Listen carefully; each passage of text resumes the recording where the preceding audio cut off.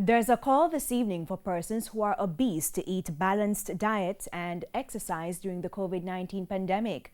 This is because early data are suggesting that the coronavirus has a huge impact on those who are obese. Shamela Pullen tells us more in this evening's health report. The health report, persons who are severely obese, that is having a body mass index BMI of 40 or above, could be at higher risk for complications from COVID-19. Bariatric surgeon Dr. Lindbergh Simpson explains the reasons for this. One of the things with the COVID, the respiratory failure. Patients who are obese tend to have more respiratory complications.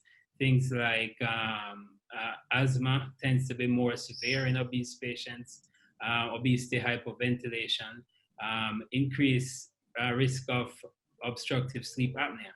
All these things in general outside of the COVID pandemic are more severe in the obese. As a result, Dr. Simpson says a person who has COVID-19 and is obese tends to do worse in terms of hospitalization. The prognosis is also poor. Several anecdotal reports have shown that the obese patients less than 60 years old had significantly worse outcomes. So they were in hospital for longer, using up more supplies, and an increased risk of ICU admission in young patients with no other comorbidities, instead just their obesity.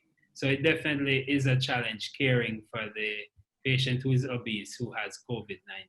Dr. Simpson is encouraging persons who are obese to try and maintain a healthy lifestyle by eating properly and do exercise activities as they cope with COVID-19. If you've had a treadmill you haven't used in 2 or 3 years, now is the ideal time, or some kind of exercise bike, or if it's possible before the curfew time to just do a few laps around your house or in your community.